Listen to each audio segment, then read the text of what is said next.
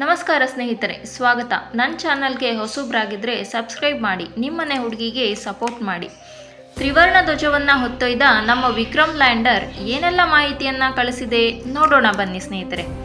ಅದು August 18, 2023 Chandrayaan mission 3 ಚಂದ್ರನ ಮೇಲ್ಮೈ ಫೋಟೋ ವಿಡಿಯೋ ರವಾನಿಸಿದ ವಿಕ್ರಮ್ ಲ್ಯಾಂಡರ್.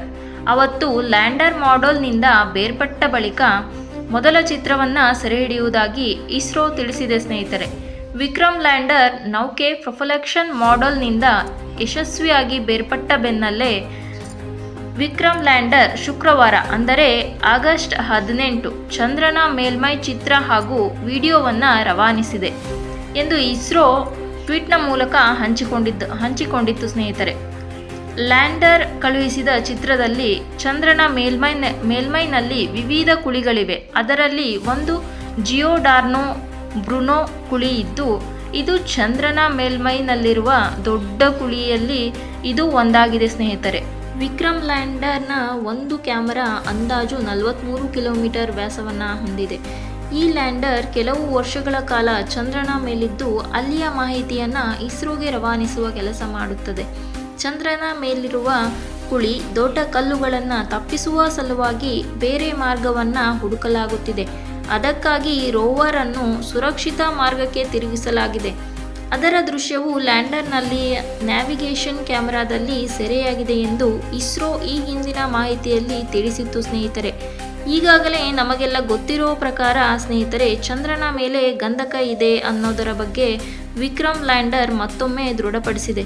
ಚಂದ್ರನ ದಕ್ಷಿಣ ಧ್ರುವದಲ್ಲಿ ಗಂಧಕ ಹಾಗೂ ಇತರೆ ಅಂಶಗಳು ಇರುವುದನ್ನು ಈಗಾಗಲೇ ಪ್ರಜ್ಞಾನ್ ರೋವರ್ನಲ್ಲಿರುವ LIBS ಪೆಲೋಡ್ ಪತ್ತೆ ಮಾಡಿದೆ. ಅದನ್ನು ಅದೇ ರೋವರ್ನಲ್ಲಿರುವ ಮತ್ತೊಂದು ಪೆಲೋಡ್ ಎಪಿಎಕ್ಸ್ ಕೂಡ ಖಚಿತಪಡಿಸಿದೆ ಸ್ನೇಹಿತರೆ. ಆರಂಭದಲ್ಲಿ LIBS ಗಂಧಕ, ಅಲ್ಯೂಮಿನಿಯಂ, ಕ್ಯಾಲಿಯಂ, ಕಬ್ಬಿಣ, ಕ್ರೋಮಿಯಂ, ಟೈಟಾನಿಯಂ, ಮ್ಯಾಗ್ನೀಸಿಯಂ ಮತ್ತು ಸಿಲಿಕಾನ್ನಂತಹ ಧಾತುಗಳನ್ನು ಪತ್ತೆ ಮಾಡಿತು.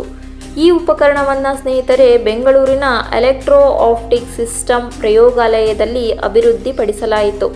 ಚಂದಮಾಮನ ಮೇಲೆ ಪುಟ್ಟ ಮಗು ಆಡುತ್ತಿರುವ ಹಾಗೆ, ಅಂದರೆ ಸ್ನೇಹಿತರೆ ಇಲ್ಲಿ ಪುಟ್ಟ ಮಗು ರೋವರ್, ಅಮ್ಮ ಆಗಿರುವ ಲ್ಯಾಂಡರ್ ರೋವರನ್ನು ಪ್ರೀತಿಯಿಂದ ನೋಡುವಂತಿದೆ ಎಂದು ಇಸ್ರೋ ಈ ದೃಶ್ಯದ ಬಗ್ಗೆ ವರ್ಣಿಸಿದೆ ಸ್ನೇಹಿತರೆ.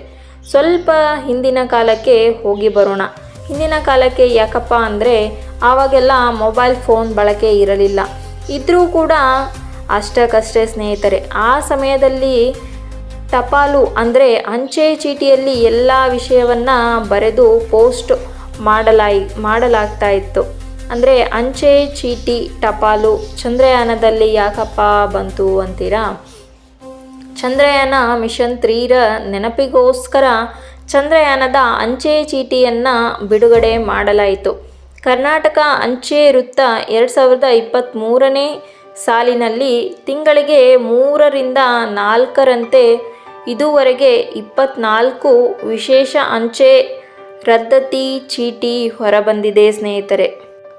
ಭಾರತೀಯ ಬಾಹ್ಯಾಕಾಶ ಸಂಸ್ಥೆಯ ಮತ್ತಿತರ ಯೋಜನೆ ಚಂದ್ರಯಾನ 3ರ ಯಶಸ್ವಿಯಾದ ಹಿನ್ನೆಲೆಯಲ್ಲಿ ಕರ್ನಾಟಕ ಅಂಚೆ ವೃತ್ತವು ಆಗಸ್ಟ್ 24ರಂದು ವಿಶೇಷ ಅಂಚೆ ಚೀಟಿಯನ್ನು ಬಿಡುಗಡೆಗೊಳಿಸಿತು ಸ್ನೇಹಿತರೆ. ಅದು ಯಾವ ರೀತಿ ಅಂಚೆ ಅಂದರೆ ಚಂದಿರನ ಅಂಗಳದ ಮೇಲೆ ವಿಕ್ರಮ್ ಯಶಸ್ವಿಯಾಗಿ ಲ್ಯಾಂಡ್ ಆಗಿರುವ ಚಿತ್ರ ಹಾಗೂ ದಿನಾಂಕದ ವಿಶೇಷ ರದ್ದತಿ ಅಂಚೆ ಚೀಟಿಯನ್ನು ಬಿಡುಗಡೆ ಮಾಡಿತು. ಅದು ಬರೋಬ್ಬರಿ 8,000 ಅಂಚೆ ಚೀಟಿ ಬಿಡುಗಡೆಯಾದವು. ಸಂಭ್ರಮಾಚರಣೆ ಮತ್ತು ಸ್ಮರಣೆಗೋಸ್ಕರ ವಿಶೇಷ ರದ್ದತಿ ಅಂಚೆ ಚೀಟಿ ಬಿಡುಗಡೆಗೊಳಿಸಿತು. ಈ ಅಂಚೆ ಚೀಟಿ ನಮಗೆ 4 ಕಡೆ ಮಾತ್ರ ಲಭ್ಯವಿರುತ್ತೆ ಸ್ನೇಹಿತರೆ. ಬೆಂಗಳೂರು, ಮಂಗಳೂರು, ಮೈಸೂರು ಹಾಗೂ ಬೆಳಗಾವಿಯಲ್ಲಿ ಮಾತ್ರ ಸ್ನೇಹಿತರೆ. ಮಾರ್ಚ್ 24, 2025 ಚಂದ್ರನ ಮೇಲ್ಮೈ ತಾಪಮಾನ ಹೆಜ್ಜೆಗೂ ಭಿನ್ನವಾಗ್ತಿದೆ ಸ್ನೇಹಿತರೆ. ಅದರ ಬಗ್ಗೆ ತಿಳಿದುಕೊಂಡು ಬರೋಣ ಬನ್ನಿ. ಚಂದ್ರನ ಪ್ರತಿ ಇಳಿಜಾರಲ್ಲೂ ಭಿನ್ನ ತಾಪಮಾನ ದಾಖಲಾಗ್ತಾ ಇದೆ ಅಂತ ಇಸ್ರೋ ತಿಳಿಸಿದೆ ಸ್ನೇಹಿತರೆ. ಚಂದ್ರನಲ್ಲಿ ಘನೀಕೃತ ನೀರಿನ ಹುಡುಕಾಟವು ಇಸ್ರೋಗೆ ಹಲವು ಅಚ್ಚರಿಯ ಮಾಹಿತಿಗಳನ್ನು ಒದಗಿಸಿದೆ. ಲ್ಯಾಂಡರ್ ನಡೆಸಿರುವ ಪ್ರಯೋಗವು ಚಂದ್ರನ ಉಷ್ಣ ಪರಿಸರ ಮಂಜುಗಡ್ಡೆ ನಿಕ್ಷೇಪಗಳ ಮೇಲೆ ಬೆಳಕು ಚೆಲ್ಲಿದೆ. ಅದಲ್ಲದೆ ಚಂದ್ರ ಸರ್ಫೇಸ್ ಥರ್ಮೋಫಿಸಿಕಲ್ ಎಕ್ಸ್ಪೆರಿಮೆಂಟ್ ಎಂಬ ಸಾಧನವು ಚಂದ್ರನ ದಕ್ಷಿಣ ಧ್ರುವ ಪ್ರದೇಶದ ತಾಪಮಾನವನ್ನು ಅಳೆದು 82 ಡಿಗ್ರಿ ಸೆಲ್ಸಿಯಸ್ ಇದೆ ಎಂಬುದನ್ನು ಕಂಡುಕೊಂಡಿದೆ. ಇದು ವಿಜ್ಞಾನಿಗಳು ಅಂದುಕೊಂಡದ್ದಕ್ಕಿಂತ ಹೆಚ್ಚಿಗೆ ತಾಪಮಾನ ಹೊಂದಿದೆ ಸ್ನೇಹಿತರೆ. ಈ ಮೂಲಕ ಚಂದ್ರನ ಮೇಲ್ಮೈ ತಾಪಮಾನ ಏರಿಳಿತ ಆಗುತ್ತಾ ಇದೆ ಅಂತ ಸಾಬೀತಾಗಿದೆ ಸ್ನೇಹಿತರೆ. ಚಂದ್ರ ಮಾನವ ವಾಸ ಮಾಡೋದಕ್ಕೆ ಯೋಗ್ಯನಾ ಎನ್ನುವುದಕ್ಕೂ ಈ ತಾಪಮಾನ ಪ್ರಮುಖ ಕಾರಣ ಎನ್ನಲಾಗ್ತಾ ಇದೆ. ಮಣ್ಣಿನಲ್ಲಿರುವ ಉಷ್ಣವಾಹಕತೆ ಕಡಿಮೆಯಾಗಿದ್ದು ಇದು ಹೊದಿಕೆ ರೀತಿಯಲ್ಲಿ ವರ್ತಿಸುತ್ತದೆ. ಹೀಗಾಗಿ ಚಂದ್ರನ ಮೇಲ್ಮೈನಿಂದ ಕೆಲವೇ ಸೆಂಟಿಮೀಟರ್ಗಳಲ್ಲಿ ತಾಪಮಾನ ವ್ಯತ್ಯಾಸವು ಗಮನಕ್ಕೆ ಬಂದಿದೆ ಎಂದು ಚೆಸ್ಟ್ ಸಾಧನ ಮಾಹಿತಿ ನೀಡಿದೆ ಸ್ನೇಹಿತರೆ. ಮುಂಬರುವ ದಿನಗಳಲ್ಲಿ ಮಾನವ ಅಲ್ಲಿ ವಾಸಿಸೋಕೆ ಯೋಗ್ಯನಾ ಇಲ್ಲವಾ ಎಂಬುದನ್ನು ನಮ್ಮ ವಿಕ್ರಮ್ ಲ್ಯಾಂಡರ್ ಮಾಹಿತಿಯನ್ನು ಕಳಿಸಿಕೊಡಬೇಕಾಗಿದೆ ಎಂದು ಹೇಳ್ತಾ ಮುಂದಿನ ವಿಡಿಯೋದಲ್ಲಿ ಮತ್ತೆ ಸಿಗೋಣ ಸ್ನೇಹಿತರೆ. ನಮಸ್ಕಾರ.